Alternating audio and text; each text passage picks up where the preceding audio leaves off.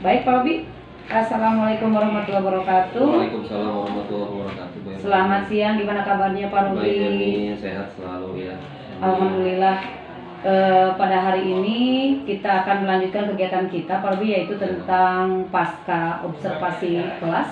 Ya. Kita akan sedikit bercakap-cakap dan kemudian merefleksi kegiatan kita beberapa minggu yang lalu. Ya. Nah begini, ada yang perlu saya sampaikan di sini tentang kegiatan pembelajaran Pak Robi lakukan di kelas. Ya. Alhamdulillah, sejauh saya mengobservasi di kelas Pak Robi, kegiatan berjalan dengan efektif, pembelajaran juga sudah terlihat ya ada unsur-unsur KSE, kompetensi sosial emosionalnya, saat Pak Robi melaksanakan teknik relaxing-nya dengan melaksanakan yel-yel dengan anak-anak. Kemudian media pembelajaran pun sudah beragam, berdiferensiasi sesuai dengan minat belajar anak. Nah, mudah-mudahan kedepannya kita bisa maksimal lagi ya Pak Robi ya. Amin. Iya, baik. Mungkin di sini saya akan mengajukan beberapa pertanyaan tentang kegiatan observasi yang sudah dilaksanakan. Ada 5 pertanyaan. Yang pertama, apa yang Pak Robi rasakan setelah Pak Robi melaksanakan pembelajaran dengan mengintegrasikan unsur pembelajaran berdiferensiasi dan ber-KSE pada rancangan pembelajaran kemarin? Baik, terima kasih Bu Erni atas pertanyaannya. Yang saya rasakan itu sangat mendalam, itu senang. Keduanya lega dan juga bangga bisa mendapat pengalaman dan hal yang baru dalam menyusun perencanaan dan pembelajaran di kelas, yaitu RPP berdiferensiasi dan membuat KSE. Jadi intinya senang, lega, dan bangga. Alhamdulillah, pengalaman yang sangat bermakna ya Pak ya. Amin. Mudah-mudahan kita semua bisa merasakan dampaknya. Baik, yang kedua, apa yang menjadi hambatan atau kendala saat Pak Robi melaksanakan proses pembelajaran kemarin di kelas?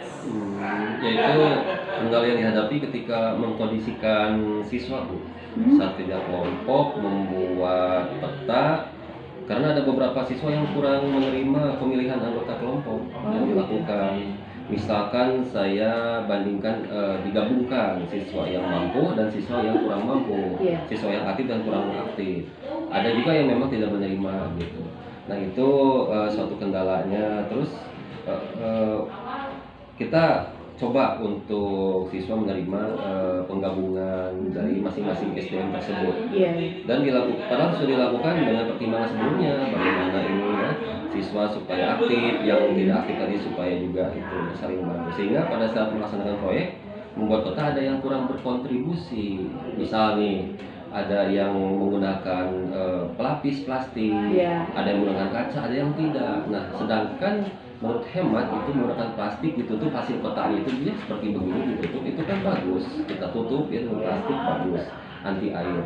Ada yang pakai kaca sehingga menghabiskan biaya yang lumayan lah kontribusi. Nah, ada pula yang tidak. Kenapa? Karena sudah bagi-bagi, yang ini membuat menggambar, yang ini mewarnai, dan ini membuat figura. Nah, satu lagi ada yang 2 orang membuat lapisannya pelindung gitu ya, kalau kita sebenarnya casing.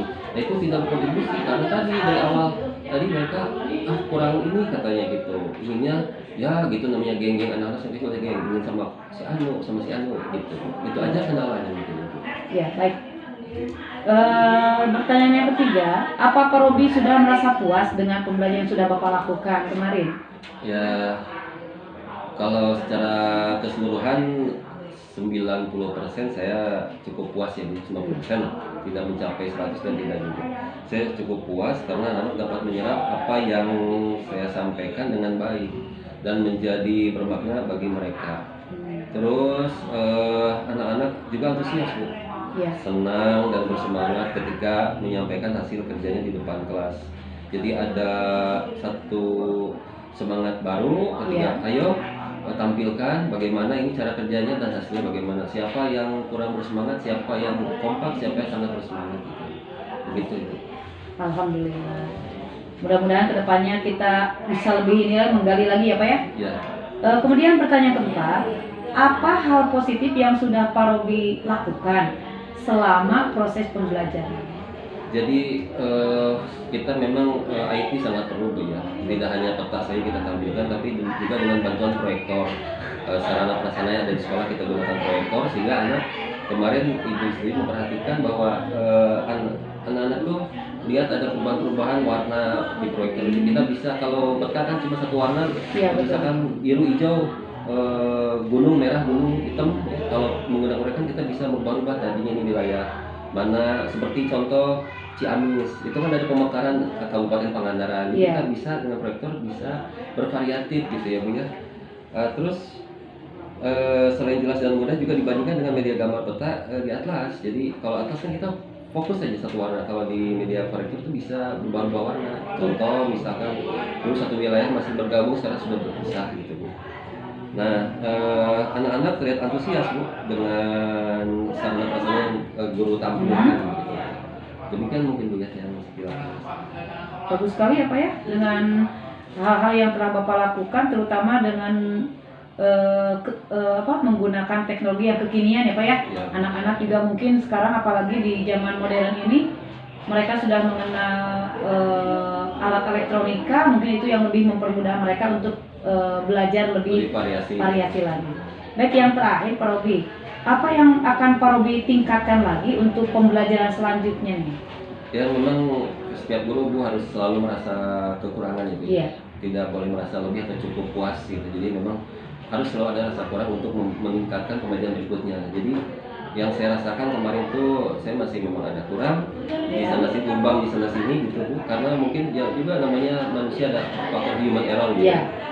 Tadinya kita lagi menerangkan siswa ada yang overaktif, ada overacting, sehingga kita bagi saya sendiri saya akan mempersiapkan bahan ajar yang lebih menarik dan menciptakan pembelajaran yang menyenangkan, bermakna dan berpihak pada murid pada pembelajaran selanjutnya. Jadi gitu. Semua pembelajaran harus berpihak pada murid dan lebih bermakna. Itu yang mungkin harus saya siapkan kembali Bu, di pembelajaran berikutnya. Siap, baik. Nah, untuk berikutnya, rencana tindak lanjut apa nih yang akan Pak Robi laksanakan, dan mudah-mudahan ini pun menjadi motivasi untuk kita semua di SDN Ciseang. Ya, sebaiknya ini saya mengimbau pada semua juga ya, dalam pada diri saya sendiri juga, yaitu memperbaiki kegiatan-kegiatan yang belum terlaksana, memperbaiki kegiatan-kegiatan yang belum terlaksana dengan maksimal atau terlewat, tidak terlaksana. Kadang sudah terlewat juga itu Bu ya. Yeah. Yang berikutnya adalah menciptakan pembelajaran yang lebih inovatif Bu, menyenangkan dan berpihak pada murid pada pembelajaran ke depannya. Itu yang tindakan juga akan dilakukan begini. Begitu ya. Alhamdulillah kegiatan hari ini ya Pak ya, untuk pasca observasi pada hari Rabu tanggal 24 Mei 2023, kemudian kita melaksanakan ini di jam 11 ya Pak ya? Ya, jam 11 sampai sekitar jam 12. Kita ada rentang waktu ya, dengan nanti kegiatan pengembangan diri mungkin ya Pak ya. Kita cukup di sini untuk percakapan pasca observasi 15 menit. Untuk kesepakatan saya minta tanda tangan mungkin dari Bapak ya. Baik, mangga di sini.